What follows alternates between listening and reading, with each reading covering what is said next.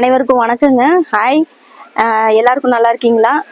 இப்போ நம்ம எங்கே வந்திருக்கோம் அப்படின்னம்னா, திருப்பூர் மாவட்டத்தில் காங்கேயம் வட்டம் பகுதியில் பக்கத்தில் இருக்கக்கூடிய சிவன் மலைக்கு நம்ம வந்திருக்கோம்.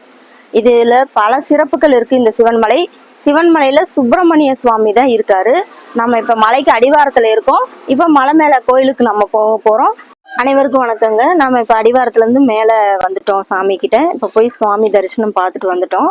இப்போ வந்து பார்த்தீங்கன்னா, இந்த கோயிலோட சிறப்பு என்ன அப்படின்னா, சிவன் மலை எப்படி பெயர் வந்துச்சு அப்படின்னா, சிவவாக்கியம் என்ற சமய நூலை இயற்றிய சிவவாக்கிய சித்தர்கள் அமைத்த கோயில் அப்படிங்கிறதுனால, சிவவாக்கிய சித்தர் அமைத்த கோயில் அப்படிங்கிறதுனால சிவமலை. அது வந்து பிற்காலத்தில் வந்து சிவன் மலை அப்படிங்கிற பேர் வந்துருச்சு. இப்போ வந்து இந்த கோயிலோட சிறப்பு என்ன அப்படின்னு பார்த்தீங்கன்னா, நம்மளுடைய சிவவாக்கிய சித்தரோட அருள் இங்கே பரிபூர்ணமாக கிடைக்கும் அப்படிங்கிறத அவர் தியானம் பண்ண இடமும் இந்த இடத்துல இருக்கு, கோயிலில் இருக்கு. இங்கே வந்து சுப்பிரமணிய சுவாமி இருக்காரு. சுப்பிரமணிய சுவாமியை நம்ம தரிசனம் பண்றோம். அதன் பிறகு வள்ளி தெய்வானையும் 2 பேரும் சேர்ந்து தனி சந்நிதியில ஒருத்தர் இருக்காங்க. அப்புறம் கைலாசநாதர், ஞானாம்பிகை தாயார் இருக்காங்க. பின்னாடி சுத்தி வரும்போது நவகிரகங்கள் இருக்குது. நம்ம பொதுவா கோயில்ல பாத்தீங்கன்னா சப்த கன்னியர்கள் தான் பார்ப்போம். ஆனா இந்த கோயில்ல பாத்தீங்கன்னா நவ கன்னிகள் இருக்காங்க. 9 கன்னிகள் இருக்காங்க. அது ஒரு சிறப்பு வாய்ந்தது. இந்த கோயிலை சுத்தி வந்து சாமி கும்பிட்டதுக்கு அப்புறம் முக்கியமான விஷயம் என்ன அப்படின்னா, உத்தரவு பெட்டி.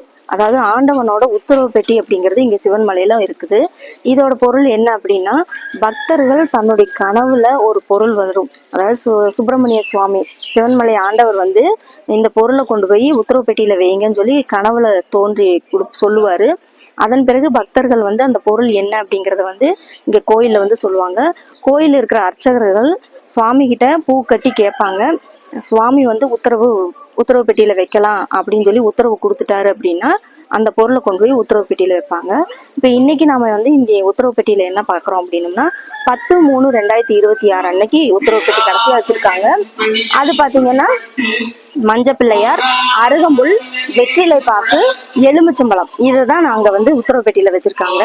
இது என்ன ஐதீகம் அப்படின்னா, இது சார்ந்த விஷயங்கள்ல நம்மளுக்கு வந்து பிரபஞ்சத்தோட தொடர்புடையது அப்படிங்கிறதான். முன்னொரு காலத்துல முன்னாடி எல்லாம் பாத்தீங்கன்னா தண்ணீர் வச்சிருக்காங்க, சுனாமி ஏற்பட்டிருக்கு, மணல் வச்சிருக்காங்க, மணல் விலையெல்லாம் உயர்ந்திருந்திருந்தது. அப்ப இது சார்ந்த விஷயங்கள் எல்லாமே அதிகப்படுத்தி நம்மளுக்கு வந்து ஒரு சுவாமி இறைவன் வந்து நம்மளுக்கு உணர்த்துறாரு. இந்த பிரபஞ்சத்துக்கு ஏதாவது ஒரு விஷயத்த சொல்லி உணர்த்துறாரு அப்படிங்கிறது தான் இந்த உத்தரவு பெட்டியோட சிறப்பு.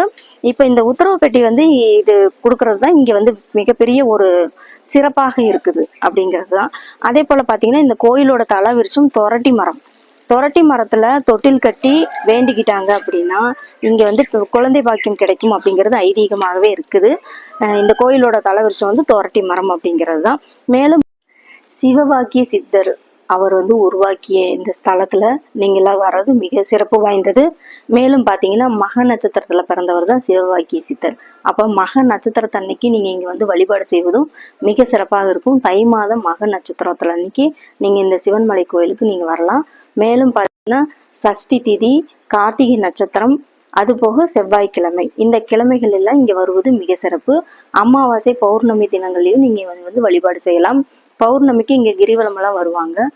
பௌர்ணமி தீதி அன்னைக்கு நைட்டு வந்து ஃபுல்லா பாத்தீங்கன்னா சிவன்மலை அடிவாரத்துல ஃபுல்லாமே வந்து கிரிவலம் போவாங்க. அதுவும் சிறப்பு வாய்ந்ததுதான். இந்த மலை வந்து கீழே இருந்து, அதாவது கடல் மட்டத்துல இருந்து நம்மளுக்கு 400 அடி உயரமா இருக்குது.